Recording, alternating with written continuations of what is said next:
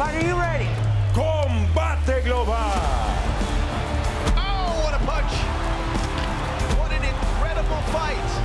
Can you believe what you just saw? We have a champion.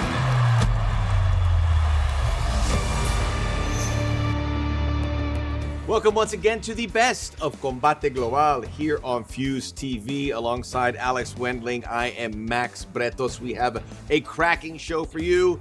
Campbell McLaren's back to go into his mailbag. Questions provided from you. Alex is going to show you another submission inside the jaula. But we love our fighters here, Alex, whichever way they fight. But this is Combate. We really like those that have KO power. Yes, we love mucha más acción, knockouts, fighters that will wake up and be in a daze confused at what happened. That's what we look for in Combate Global. So we're going to be taking a deep dive into some of the highlights that will leave you with your jaw dropped. Including that from Ramiro Jimenez. You're going to want to see what he provides. We're going to start the show with one of the burgeoning powers in MMA, Spain, and their fighter, Michel La Furia Martinez. Good one to watch. Yeah, it's definitely very exciting to see the country of Spain really develop in the mixed martial arts scene. So we cannot wait to show the highlights of Michel Martinez, who is undefeated, representing Spain, putting it all on the line. Alex, we won't have to wait very long.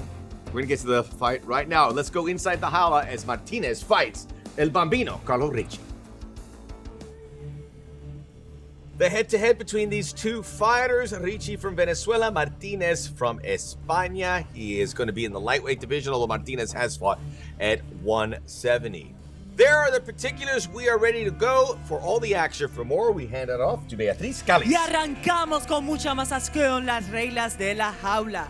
3 vueltas de 5 minutos, 3 jueces, utilizando el sistema de 10 puntos. Este duelo en la división peso ligero desbound. In the lightweight division, los jueces son, the judges are Richard Green Sr., James Lázaro, and Byron Seller. Y ahora, damas y caballeros, llegó el momento de un combate global.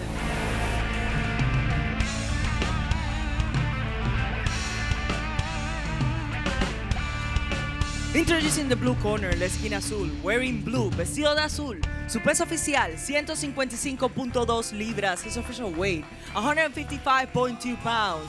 With a pro record of 3 victories and 2 losses. Con un récord profesional de 3 victorias y 2 derrotas. From Caracas, Venezuela, Carlos El Bambino Ricci.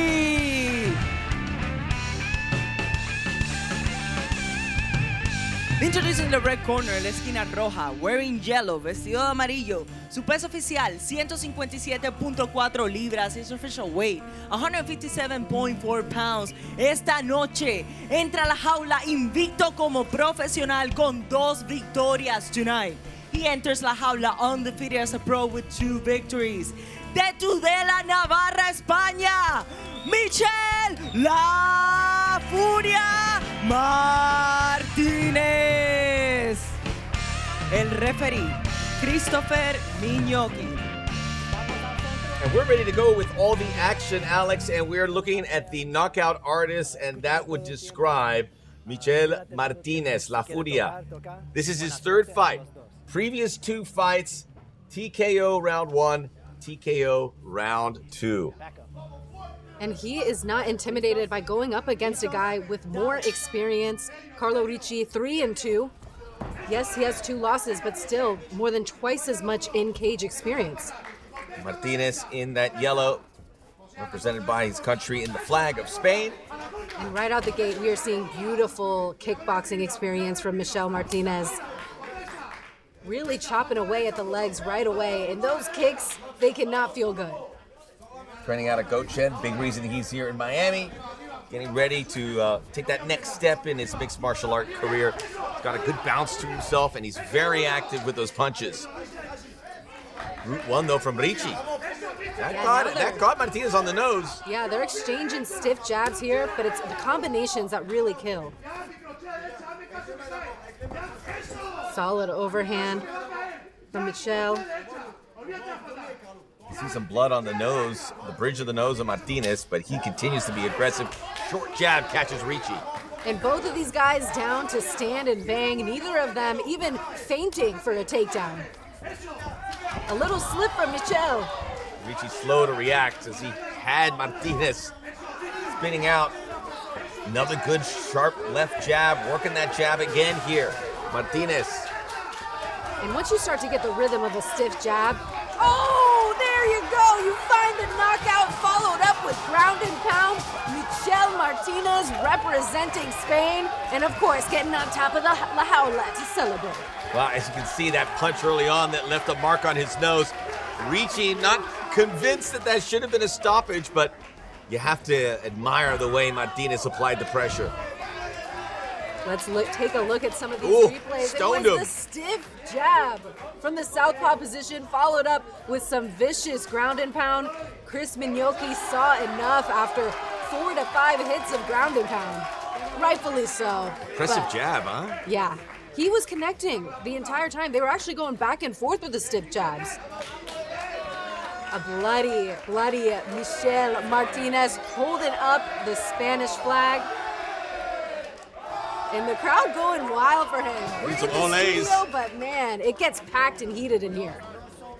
Doing the toros there for the crowd. There used to be crowds inside the studios here around the Jaula, but they are now as we get ready for the official decision in favor of La Furia, Michel Martinez.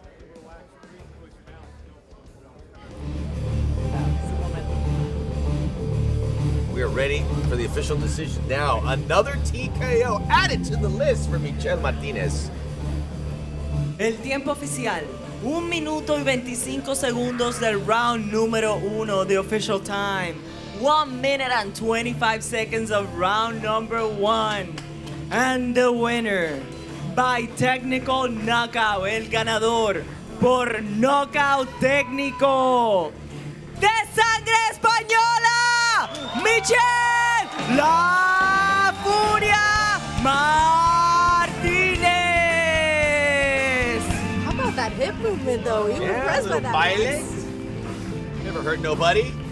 Get your groove on. I mean, it's pretty savage when you're dancing in the crowd, and then you also have blood dripping down. You just got done with the fight. The live band all doing it. And again, we saw that jab a lot. And then there was that one sweet stroke that put Ricci on the ground. Bang! Wow, that stiff jab, followed up by immediate ground and pound. He is a prospect to look out for. Yeah, we just gotta make sure he makes that weight. If he does that, the sky is the limit. The best of Combate Global rolls on. We'll be back with Campbell's mailbag and so much more here on Fuse TV. Welcome back to the best of Combate Global here on Fuse TV. It was such a big hit. There's a lot of best time. of Combate. There Combate are. has a lot of best. It's all the best. So welcome to all the best of Combate. Combate, it's only the best. I'm sorry, Max. Are you in the go hosting ahead. business go, now? Go ahead. I'm sorry. I'm the guest here. I'm sorry. I overstepped. I was going to compliment overstepped. you. We're going to ask you a bunch of questions. Viewers Great. have tuned in. If you want to ask Campbell a question, go to Combate Global's Instagram handle. Drop a question there. We'll get it out to Campbell. Are you ready? Yeah, they're big fighters with big personalities. You have Tony Cortez, who's pretty funny. He comes in with some crazy attitude. You have a guy like Jimmy Pace Jr., who also has a big personality. So when you're looking at some of the best personalities in Combate Global, who stands out to you? Well, you need to have a personality to break through. And if you look at fighters that have been tremendously popular, Conor McGregor, Muhammad Ali, right? Mayweather. K-Rock has got a great personality. Tony Cortez, very scary guy. Ramiro, who won the Copa. I like him. He's like serious. He's like a serious kind of guy. We have a lot of personalities because Combate encourages people to represent their culture, their background, how they feel, talk about it. Some organizations don't let you bring the flag in because there's conflict in the world, right? We're like, bring your flag, happily wave your flag. So I think we do things a little bit differently, and I think it sort of encourages the personalities. I think also there is a new generation in MMA. The sport is 30 years old, and I think kids that have gotten into MMA in the last 15 years have kind of mastered social media, trash talking, in your face stuff. So I think Combate really, I think we're pretty good at it. I think one of the reasons that our ratings beat just about everyone, doing great here on Fuse, the reason we beat everyone is we're just more entertaining. It's more fun. It really is. The media coverage of MMA right now in 2024, what do you think about it? How is it? Good, bad? I believe MMA journalists look down on Combate because it's Hispanico.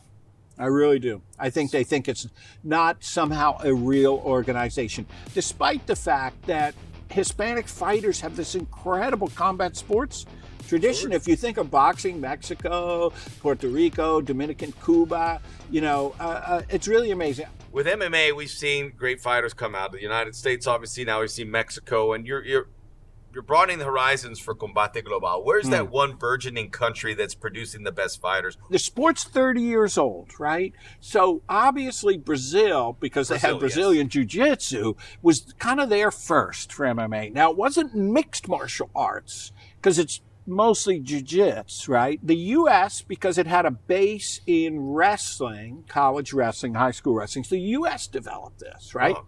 Then other countries started to catch on. Mexico started to catch on. And they have a taekwondo tradition. They have a boxing tradition.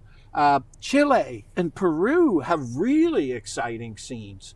Colombia, I think, is catching up with Mexico. Oh, wow. So Spain is getting there, but I tell you, France and the UK are far ahead of Spain. And Ireland, Conor McGregor made everybody go study jiu-jitsu. So it's different watching all these countries develop it. It's very cool. And it gives us a great chance at matchmaking, because we can do this country versus country thing. We can also take someone that from Chile that is a more advanced individual and put them against Mexico, which is a more developed country in terms of MMA. And I think the Combate matchmakers are the best because they're looking at the whole world. They're really deep in the whole world. What was the question? Shout out to Arafat and about Tony. The countries. No, okay, good. Campbell, why call Tony Cortez the Mike Tyson of MMA? Alex, that's a great question. Let me tell you why. Because I remember a Mike Tyson that would go into a weigh-in barefoot, with the towel over his head, no shirt. He'd walk in and he scared everybody. He scared me through the TV. Tony Cortez is like that. Tony Cortez sends me DMs like this. I'm not going to win the fight. I'm going to kill him. I'm going to murder him. I'm going to murder him and then kill him. Like, whoa, okay. That's why I call Tony Cortez the Mike Tyson of MMA. Starting UFC and starting Combate, what are the challenges? How has it changed? What's made your job easier or harder between the two? It's actually a thoughtful question. Well, I'll tell you, the UFC was very controversial, and I started with there are no rules as the marketing campaign. 2 men enter the octagon, 1 leaves. So the UFC was very controversial. Combate is very different. I literally get people come up to me and go, thank you for the opportunity you're giving to new fighters. Thank you for putting Hispanic community in a good light. I won an award for that, the Imahin Awards. The difference, look, there's negative energy, and the beginnings of the UFC, there was a lot of that negative energy. And there's positive energy. Both forms of energy, both can get things done. Combate is just super positive, more fun, more upbeat, more positive violence. Good answer to a great question. And Campbell, we know you love Mucho Más Acción, you love the knockouts, but we gotta ask, what's your favorite submission? I know it's not the Dead Orchard because you're like, oh, you just made that one up. Yeah, you did make that up. What's my favorite submission? You know what? Let me answer this and say the most gruesome submission was when young Irlanda did not tap. Kimura does it. That went so viral. Snap, crack, pop. Snap, tap or crack, snap? Tap or snap. That's how it goes. Submissions, they can get you, and we're going to look at some of the best submissions coming up next here on the Best of Combate Global.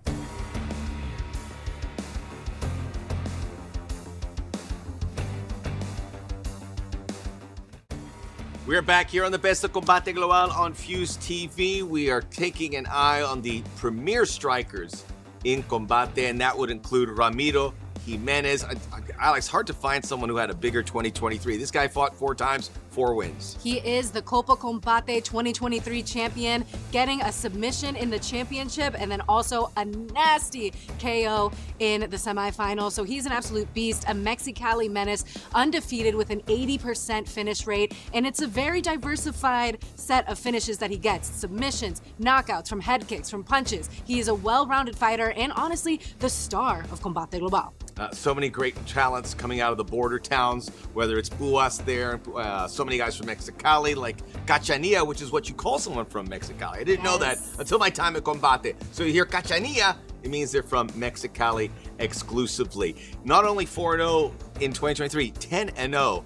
Hard to let that undefeated record go. He's not letting it go anytime soon. And he has great training partners. Christian Puas Perez is one of his main training partners, someone that can really help elevate his submission grappling game. 10-0 record, that's tough. As a 24-year-old representing Mexicali, a small town, he has a big fan base behind him, and he has all the momentum headed into 2024. Born and raised here in Combate, Ramiro Jimenez. De Mexicali, Baja California, Ramiro Jimenez. Mi nombre es Ramiro Jiménez Ramírez y soy originario de Mexicali, Baja California, México. Mi apodo es el Cachanilla Jiménez. Se les dice así a los que radican ahí en mi ciudad por una planta muy resistente al calor, donde nomás crece en su valle. Esa planta es fuerte, resistente, y por eso se la apodo así a mi gente de Mexicali. Era muy hiperactivo, eso sí, era hiperactivo. Sí tuve mi racha de travesuras en la primaria. Me acuerdo perfectamente de esos casos especiales donde yo rompía puertas, llegué a romper una AC también, entonces con la pelota de fútbol, entonces era muy inquieto, muchos reportes. Hasta la fecha yo creo que todavía sigo siendo un poco hiperactivo, desesperado, entonces creo que fue una buena decisión mía o el de mi madre el meterme a ese tipo de deportes donde puedo desquitarme, ¿no? Some great fighters have come out of Mexicali. Ramiro El Cachanilla Jimenez feels he could be the best of the bunch. Mi estilo de pelea es un estilo versátil. En este juego del MMA no puedes tener un estilo fijo, tienes que ser completo en todas áreas. Entonces puedo llevar la pelea arriba, puedo llevar la pelea abajo. Siempre tienes que estar preparado para cualquier tipo de situación dentro de la jaula. Me gusta el boxeo, me gusta mucho. Como a los mexicanos, yo me considero buen boxeador, buen pateador, buen luchador, buen jiu-jitsu, de todo me considero yo. Estoy peleando por sentirme yo orgulloso de mí mismo, porque yo sé que no estoy hecho para algo normal, algo común. Yo estoy hecho para algo grande. Protect yourself at all times, Jimmy. That wasn't ready. Nico Barn on that break. Oh, beautiful fly. Oh, that Indian Jimmy. TKO in round number 1. Lo que más me gusta de mi país, al parecer, es la comida, como todo buen mexicano, los tacos, los sopes, las enchiladas, todo ese tipo de comidas me encanta. Sus paisajes, la calidez también de la gente, no te lo ofrece en muchas partes como te lo ofrece México. Para mí es un honor representar a México, en especial mi ciudad, Mexicali, que es donde yo me crié, donde empecé a entrenar. Es para mí un honor, es satisfactorio que se nombre en la jaula el puro Chicali. Me llena de emoción, muchas emociones, entonces me pone feliz y satisfecho. Oh, he gets the right uppercut and he drops him. Cachanilla put it on a show. El desafío más grande que ha sido para mí ha sido la fractura de mi mano en una pelea aquí en Combate Global. No me habían dicho si podía volver a pelear, si mi mano iba a poder sanar bien. Tuve 2 operaciones yo, en el cual la primera fue donde me insertaron unas placas de metal para que se unieran mis huesos. Mi recuperación fue alrededor de 1 año, 2 meses.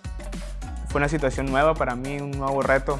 Yo agradezco la vida al Señor que se me dio así tan rápido y poder volver aquí a la jaula de Combate Global. Can you believe what you're seeing? Give me more. Wow. Yo creo que lo que me diferencia de mis oponentes es mi mentalidad, el ser muy decisivo, lo que yo quiero para mí, lo que en verdad me merezco esta oportunidad, me merezco lo que estoy pasando ahorita. Mucha más acción también. en combate. Más que nada eso, entretenimiento aquí en la jaula, más que nada, donde ahí es donde me desempeño y van a ver el verdadero Ramiro, el verdadero Cachanilla.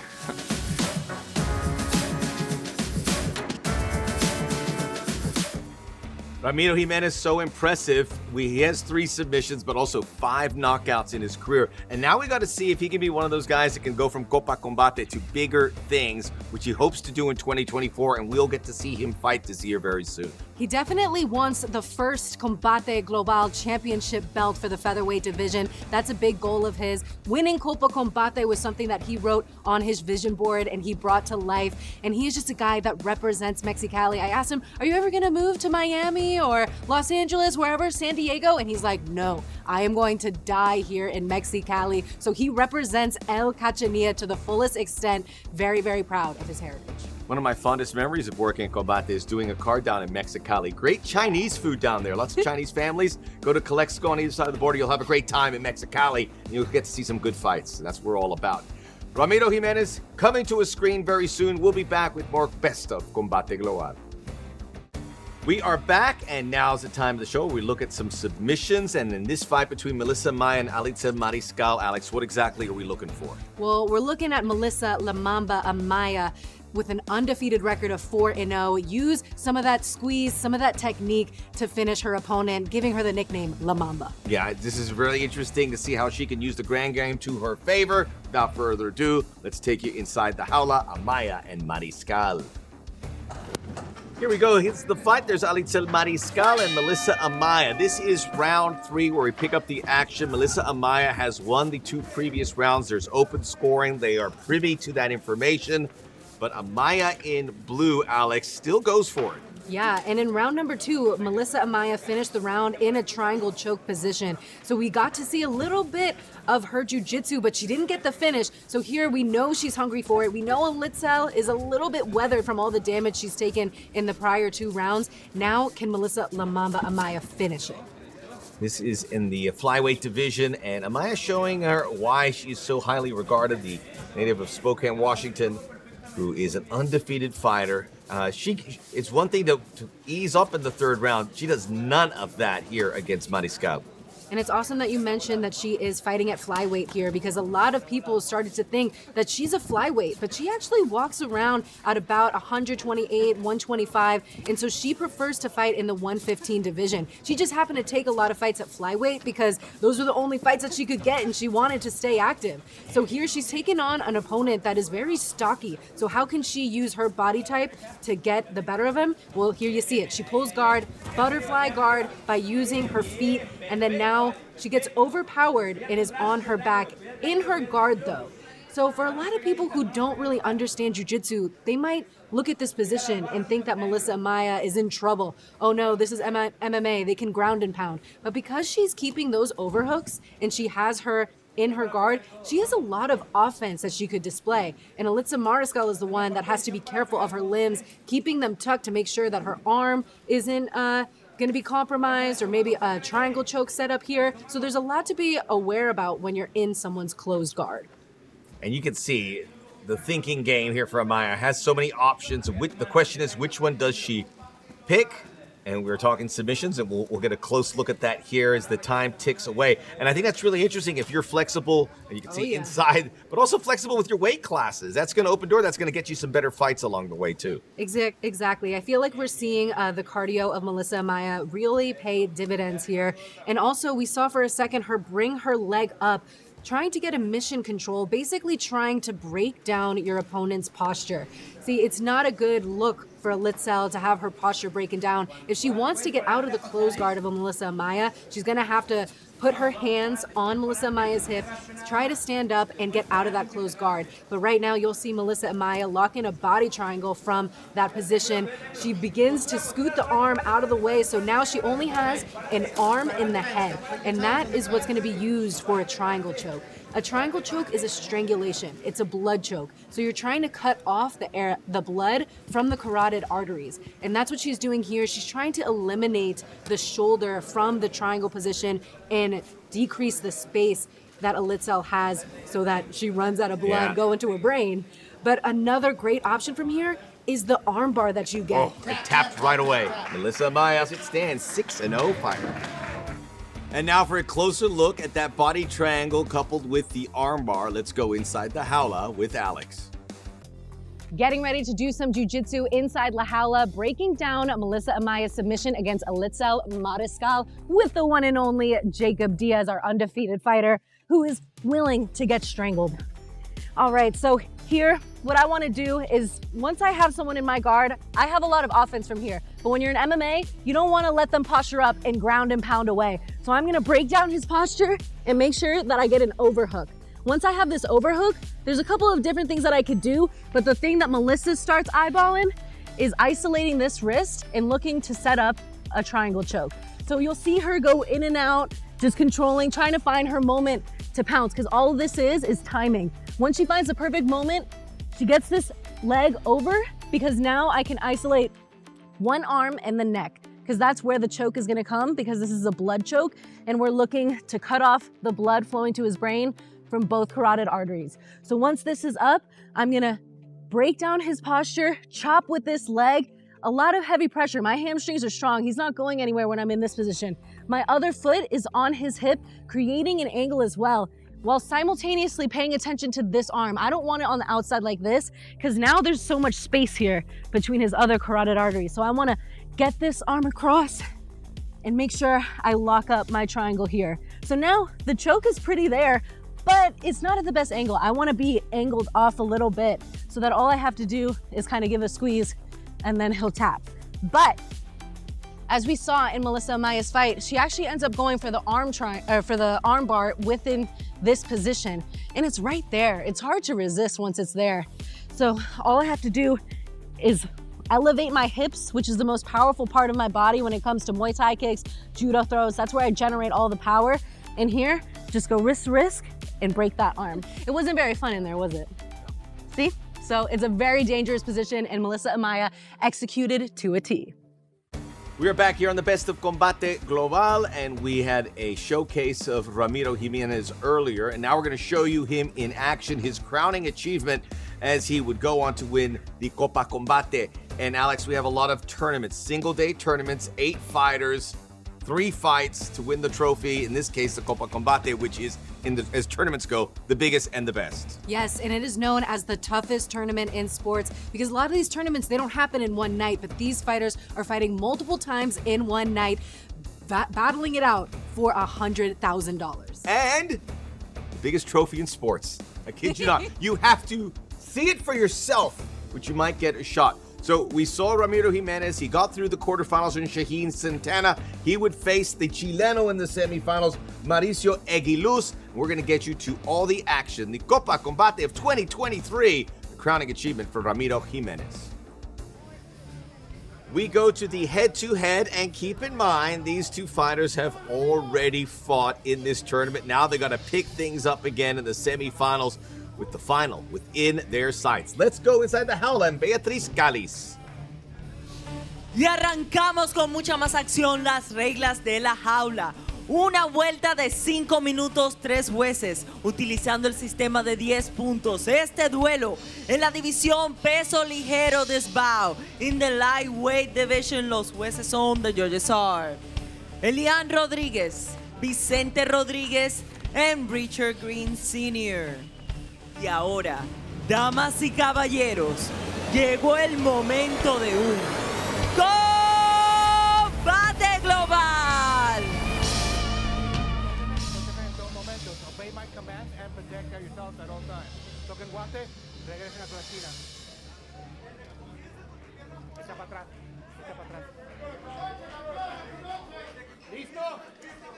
And a reminder, in this tournament format, 1 round, 5 minutes, as you see El Cachanilla in the black trunks. It was a crazy, Alex. You can see both these guys got black eyes. They've got scarring around their faces from their quarterfinal matchups. Yes, I definitely have chills from just watching the replay. Not because it's super cold in here, but because this fight had a lot of suspense by it, especially knowing how much damage Ramiro took in that first quarterfinal. Once you get to the semifinals, you believe that you can lift that Copa Combate. And Eguiluz, the Chileno, somewhat a surprise. Ramiro Jimenez, as we've shown, has all the credentials. The favorite coming in, but Staying that way is a different story. And you just saw Mauricio look for that takedown because his specialty is grappling. He got past the quarterfinals by doing that, by holding his opponent down, not getting too much damage. But as you can tell, Ramiro Jimenez is the striker, and he's lining up his opponent now. Already blood trickling down the chest of Aguiluz, possibly from an earlier fight, but Ramiro Jimenez has the high ground, flips it on top, and now with a submission possibility, takes the back. What a great counter to that single leg. He knew that Mauricio was going to come out, try to take him down, and a great reaction there. Ramiro is a purple belt under Eli Ortega, so he definitely is very, very talented on the ground as well. But if it were his preference, he likes to keep it standing. Jimenez debuted with Combate back in February of 2019. 8 of his 10 fights under the Combate banner. He is a big star for this company. I love how elusive Ramiro is. He's he's a southpaw, so all of that power is generated from his left side. Great job sprawling away from Mauricio's takedown attempts. And keeping the hips away, also not wanting to catch a knee, throwing a knee of his own, is Ramiro Jimenez, El Cachanilla. So good, and big target on his back as an undefeated fighter. You can beat an undefeated fighter. That's a game changer for you, and certainly Aguiluz knows what's at stake, in addition to the Copa. And in his corner of Ramiro Jimenez is Christian Puas Perez. So he has the support of people he knows really cares about him, but right now it is just him inside La Jaula, and he's looking to get a crazy finish so he can advance into the finals. Beat Pablo Burgos via decision in the quarterfinals of this Copa Combate, which normally signifies the end of the calendar year for Combate Global. Good left hand. Aguiluz misses badly in response. Yeah, he's really controlling the cage, walking down Mauricio. Oh, top of the head. Immediately down. Raul Parata saw enough. And Ramiro Jimenez luckily gets that shot without taking any more damage, which is what he really needed. Ooh, that's a concussion right there. And you could just hear it. Crazy finish from El Cachanilla Jimenez. El tiempo oficial, 2 minutos y 59 segundos del round número 1, the official time. 2 minutes and 59 seconds of round number 1. And the winner, by technical knockout, el ganador, por knockout técnico, de sangre mexicana, Ramiro Jimenez! Big win for him. And when we come back, why you don't want to leave it to the judges. And we are back, and there's a good lesson when it comes to mixed martial arts, Alex. Don't leave the scorecards up to the judges. Don't leave the big decisions up to the referees either. Yes, exactly. The lucky thing about Combate Global is that we have open scoring, so these fighters can go into each round having an idea of what they need to do to get the nod. But again, they're always looking for the submission. They're always looking for the knockout, because if you leave it in the hands of the judges, you could have a few surprises for you inside La Jaula. And you're going to see some of that as well. But you got to be careful. There's this misconception with MMA that there are no rules. There are a lot of rules, and there's certain ones you have to abide by or you're going to lose a fight. Yes, you can't bite anyone's ear off, you can't headbutt, you can't do anything too crazy, no eye gouging. And so we see a few rules broken here, so you're going to want to stay tuned for that. And then get to the nuances of the illegal elbow, which we are going to see here. Always the funnest part of the show when we get to look at the history books of Combate Global and some of the things that went sideways in the past. We begin with Eduardo Osuna in the black trunks taking on Andy Perez. Now, we were there. I called this fight. Eduardo Osuna clearly won, but Andy Perez didn't get the memo, though. A great war in the energy inside that stadium. You gotta love it. And Andy feeling like the energy is going in his direction. Big smile on his face. And then the smile's gone. An utter shock. It's crazy how much your perception inside La Jaula can differ from the reality of the judges' scorecards. This is Bataran Azkavlan in red fighting Alex Arredondo. And this is where you got to learn the rules. Look at the elbows. You're not supposed to hit it when a fighter's grounded, but you're not supposed to hit the back of the neck like that. Yeah, never hit the back of the head. You could see the referee saying something like, hey, don't hit the back of the head, but he just kept going. He thought he won, Alex Arredondo. Big win for him, but then he's getting the confirmation from the referee. It ain't going his way. Upset about it. But that's definitely an obvious rule that they have basically across all MMA promotions. Don't hit in the back of the head.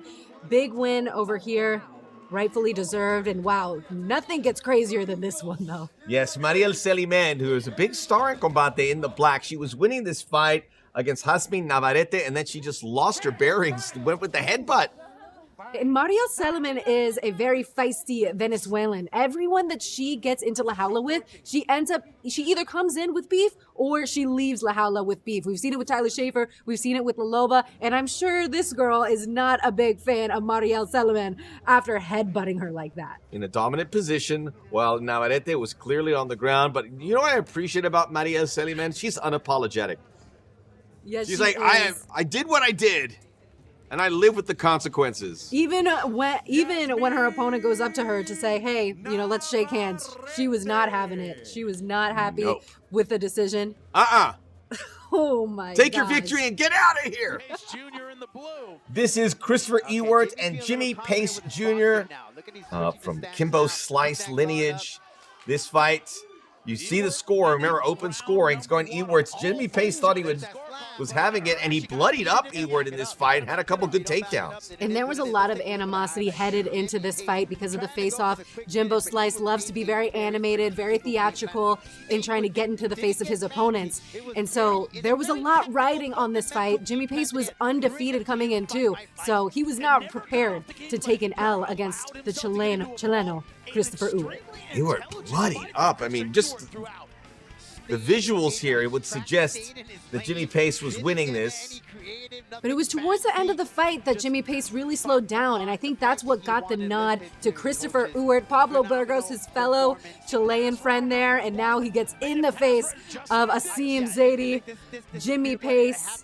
But towards the end, they do have some mutual respect. He kneels down, so it was nice to see a little bit of camaraderie after the blooded heat war between them cooled off. A good wave of the Chilean flag, but he looked completely surprised by the result, Ewart. Much more Combate Global coming your way. We will look ahead to what is on tap in 2024. Welcome back to the best of Combate Global here on Fuse TV. I'll give you a little history lesson. Back in the day, this was Combate Americas. We had fighters from the United States. We had some fighters from Mexico. One day it went global, hence Combate Global. And this is a world sport. Everyone's involved, and nowhere is it bigger than in Japan. It's always big in Japan when you think of pride fighting, you think of Risen, you think of the Gracie Hunter, Kazuki Sakuraba. Well, coming up on July 27th, big event for Combate Global. It is the world versus Japan, and we will really spin the wheels on how big globally Combate Global is. Yeah, it's going to be a very exciting card. The world versus Japan, obviously, like you just mentioned, such a rich history with Japanese MMA culture, and now they're cultivating a new generation of Japanese warriors that all emanate that warrior spirit. So it's going to be a beautiful time. They're going to come fighting for honor, which is something that we're used to seeing when it comes to country pride in La Jaula. So I'm stoked for this one. Me too, and we'll see what the Japanese have in store with their fighters. We can tell you from the Combate Global side, Ramiro El Cachanilla Jimenez will be part of it. And these are the facts. We've talked about him a lot on this program. He is 10-0. He is the champion of the Copa Combate. Whoever he fights knows they can change their life if they beat Ramiro, but that's going to be difficult because he is still a young fighter. He is getting better and better. I know for a fact he's looking forward to making a big splash here on this card. 100%, and he is well aware that he has a big target on his back. 10-0, like you mentioned, many finishes on his record, a very diversified portfolio of finishes, from his Kimura to his leg kicks to his hooks that are just so savage. You're like, wow, this guy has been training since he was 15 years old, and he represents the name El Cachanilla with such pride. So he's not going to let anyone come in here and take that O away from his record. We talked about not leaving it to the judges earlier in the program. Well, Jimenez, 8 of his 10 fights, he has finished them prior to the final belt. We're looking to develop the heavier weight classes here in Combate. This is an excellent company when you talk about flyweights, bantamweights, featherweights, lightweights. But what about the welterweights, 170 pounds? And right now, a man who is leading the charge there, Miami's very own Marcos Lloreda. He is one of a kind. He calls his fighting style pura guaperia, which means pure handsomeness. He's a good looking. I don't know how handsome he is, but he's a good looking guy. But when he's inside the jaula, he is one of a kind. He definitely has that swag. Every time he does an interview or he's talking to someone, he's throwing in some winks in there. The way he fights is very elusive, and he's even mixed in a little bit more wrestling, as we saw in some of his previous fights, because before he was a little bit more heavy on the striking, and now he's just becoming a well-rounded fighter, representing the Freedom Fighters right here in Miami. I know he was adamant about getting a studio, getting outside of the studio and going into a stadium for Miami. He says, I'm gonna pack the stadium, so let me fight somewhere where I can bring my people in, bring the 305 people. They'll bring the energy in supporting Marcos Lloreda. We're here in Miami. The jaula's here in Miami. I don't think people understand the fight scene here. There's so many incredible gyms, which means there's so many incredible fighters. You look at some of the fighters anywhere. They train in South Florida, and Combate Global is really connected into all of that. So we'll see if Marcos Lloreda. I don't know a big venue that comes to mind, but there are a few of them here. We'll see if we can get it. We like our place here, and another big card July 27th. This has been a big 2024. It's only going to get a little bigger here when we take on Japan, we take on the world. Yeah, and I mean, when you have big names like Ramiro Jimenez, Marcos Lloreda headlining the card, it's gonna pack that action. Marcos Lloreda, 14-8, 6 of them coming by finish, and then, like we just mentioned, Ramiro Jimenez, undefeated fighter with a lot riding on his back. Can he keep the momentum of $100,000 behind him and continue that unbeaten record? Yeah, we spoke about Jimenez and how he's unbeaten. Well, Marcos Lloreda also on a hot winning streak. So look forward to that coming your way July 27th. That's all the time we have for the Best of Combate Global on Fuse TV. For Alex, of course, Campbell, I am Max. We will see you next time.